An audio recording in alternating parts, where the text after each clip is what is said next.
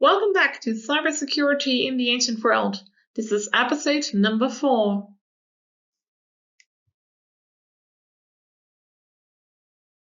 When thinking of communication security, we often think of computer systems, banks, and secret services like the FBI and CIA.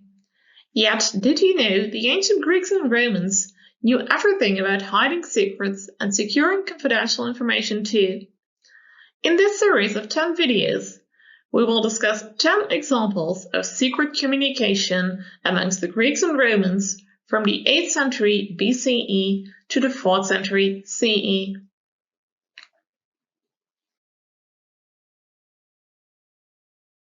We will see the Spartans and Caesar going to war.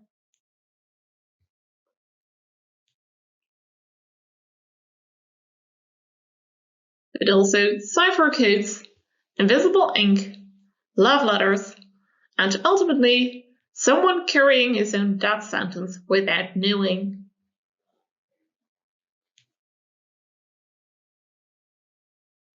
When and why did the Greeks and Romans use secret communication? What secrets did they hide from the enemies? We will see this and much more in this series. So welcome to Cybersecurity in the Ancient World.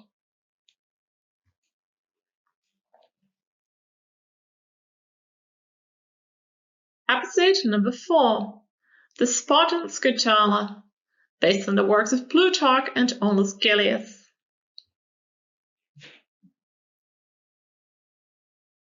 In this 4th episode, we take a look at the Spartan Scutala, probably used by the Spartans in the 5th and 4th centuries BCE. At least, that is what Plutarch and Aulus Gellius tell us. Plutarch was a Greek philosopher, historian, biographer, essayist, and priest at the Temple of Apollo in Delphi, and lived from about 46 to 119 CE.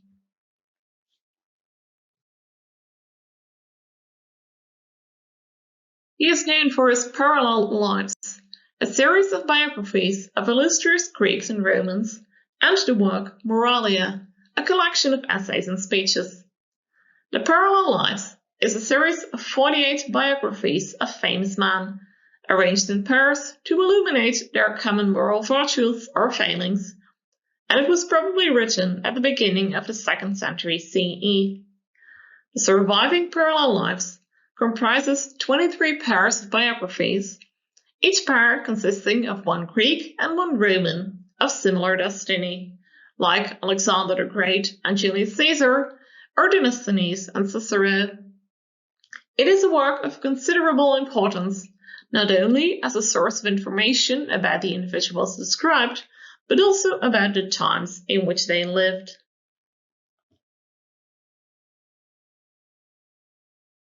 In Plutarch's book on the Spartan general Lysander and the Roman general Sulla, we find a description of the so-called Spartan Scutala.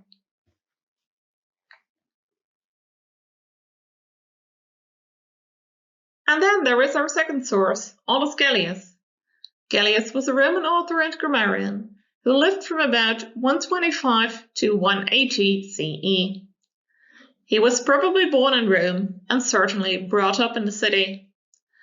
At a later age, he was educated in Athens, after which he returned to Rome. Aulus Gellius is famous for his work Attic Nights, a commonplace book or a compilation of notes on a number of topics, including grammar, philosophy, history, antiquarianism, and other subjects.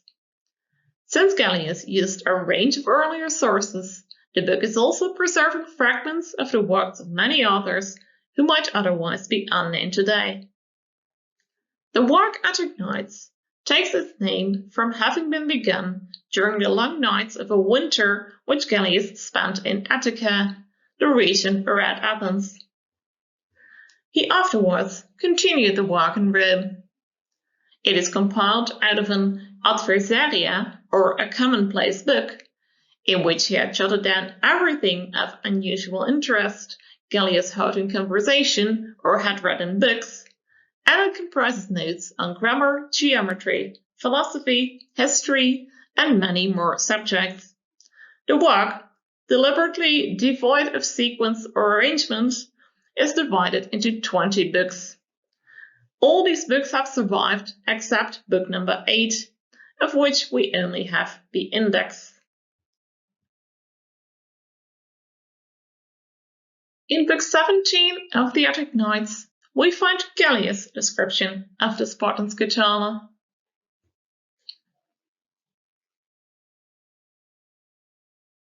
What was the Spartan Scutala and how was it used?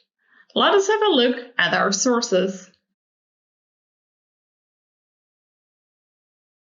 According to Plutarch, writing in the late 1st and early 2nd century CE, when the ephors, the leaders of Sparta, send out an admiral or a general, they make 2 round pieces of wood exactly alike in length and thickness, and they keep one themselves while they give the other one to their envoy.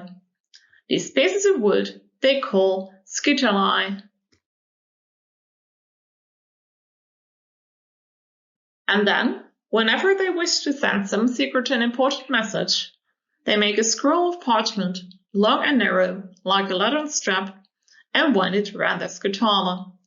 After doing this, they write what they wish on the parchment, and when they have written the message, they take the parchment off and send it to the commander. So that was Plutarch's description. Here is Gellius' description from the late 2nd century CE. It is remarkably similar to Plutarch's.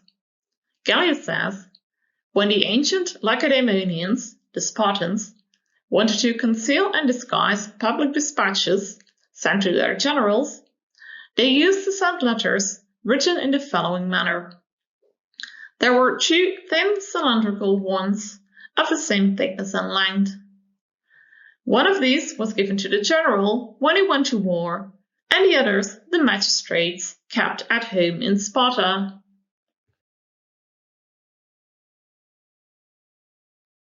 Then they bent a bed staff, a thong, and they wrote the dispatch on that thong.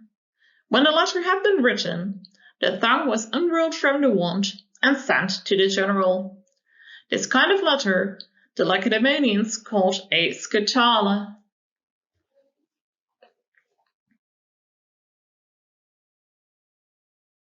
What Plutarch and Gellius, who was following Plutarch, describe here is a simple but ingenious device for sending secret messages, whereby only 2 scutalae, literally sticks, of the same size, and a piece of parchment or papyrus were needed. When a Spartan commander was going to war, the ephors, the leaders of Sparta, would take 2 scutalae. They give one to the commander to take with him, and they kept the other one in Sparta. The following example shows how this worked according to Plutarch's and Gellius' descriptions, and how the strip of writing material may have looked like during the subsequent steps in the process.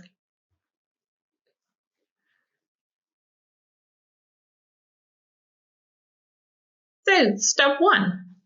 First, a strip of papyrus or parchment was wrapped about the scutala. In this way, small rectangular columns were created. Since the wrapping was done by hand, it is likely that the edges of the strip overlapped each other. Therefore, the columns were not all the same size. In the second step, the text was written on a strip of writing material. In this example, we take the text, "Enemy attacks at dawn tomorrow."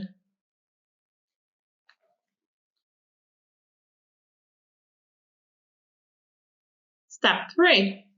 As Plutarch describes it in his account of the scutala, once the strip of writing material had been unwrapped from the scutala, all the letters would have been rearranged, and the recipient could not get any meaning out of it, since the letters had no connection and had changed position. By unwrapping the strip, the letters would now appear per column, instead of per row. So instead of the first word enemy, E-N-E-M-Y, the first word of the message is now E-D-N-A-E, and so on. Here we see that every letter of the message has been written on a complete strip of writing material.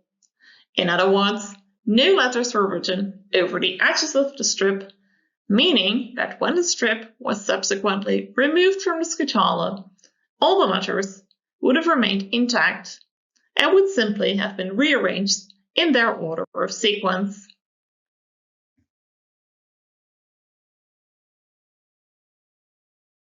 However, there is a step 4. According to Plutarch, the complete scutula was covered in the writing material.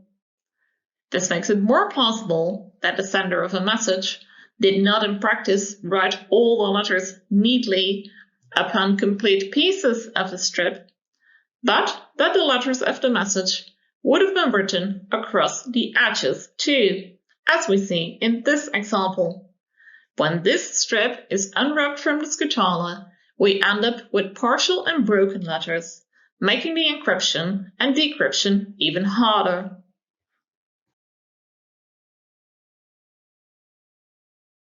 Were scutuli actually used for sending secret messages?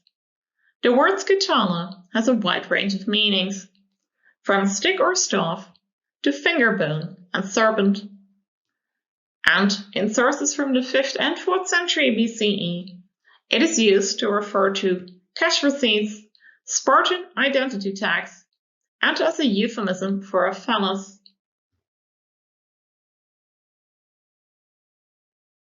According to Plutarch and Aulus Gellius, scutuli were used by the Spartans for sending secret messages. Yet Plutarch and Gellius wrote about this 700 years after the events they described.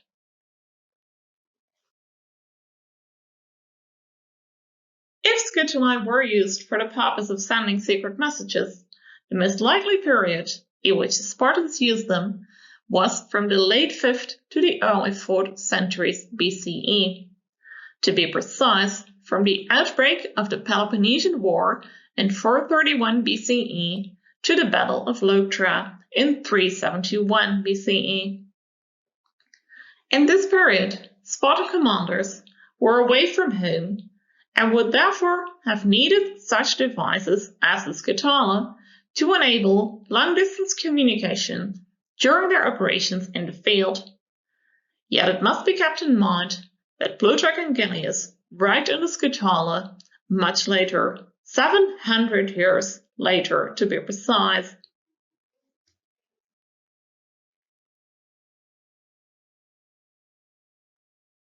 Both authors drew upon much earlier sources, including Theopompus of Chios.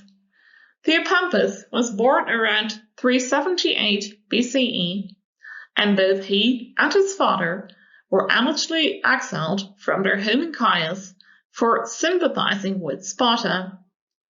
There is good reason to believe, therefore, that Theopompus and his father would have had closer dealings with Sparta than many other Greeks at the time, and they would have had particular, perhaps even unique opportunities to witness or to hear firsthand about the Spartan scutula and its use.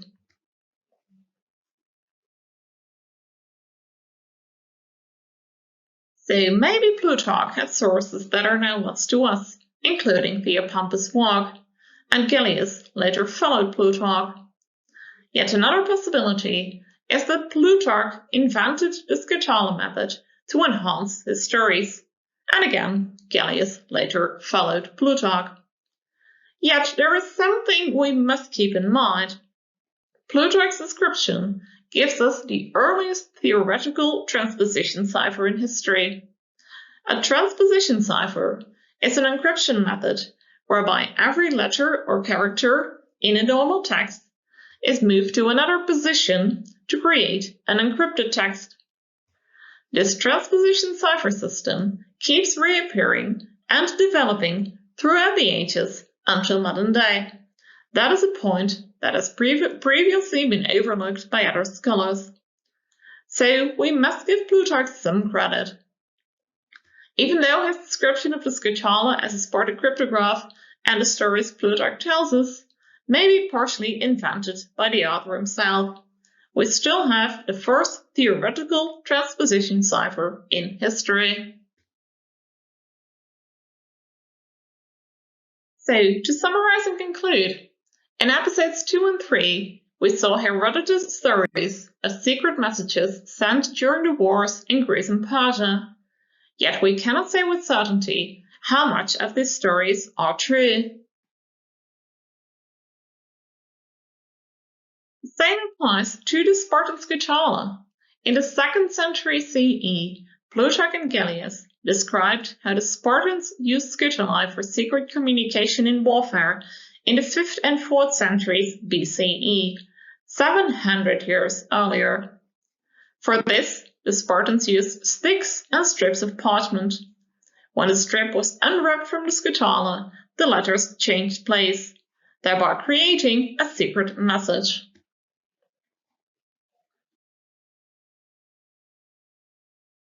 There are no sources from the 5th and 4th century BCE that discuss the scutala as a Spartan cryptograph. Yet, the ingenious rearrangement of the letters that Plutarch and Gellius gave us gives us the first theoretical transposition cipher in history.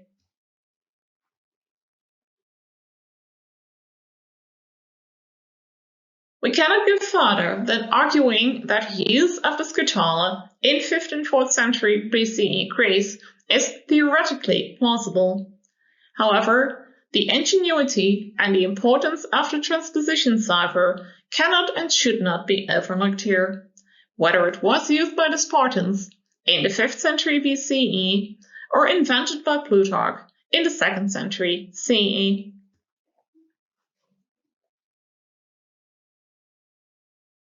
In fact, some modern cryptographers see the scutala as the forerunner of modern transposition ciphers that are still in use up to present day.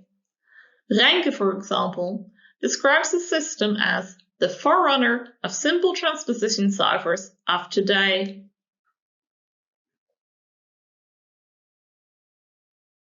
And Leuenberger suggests that practical transposition ciphers are similar to those produced by the scutala.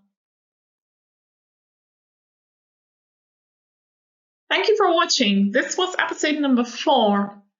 What do you think of the episode? Do you want to know more about the Spartans? Or do you want to share anything else? Please feel free to contact me for any comments, suggestions, etc.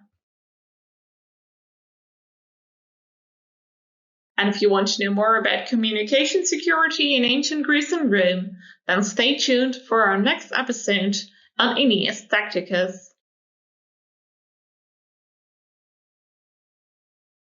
Thank you and goodbye. See you next time.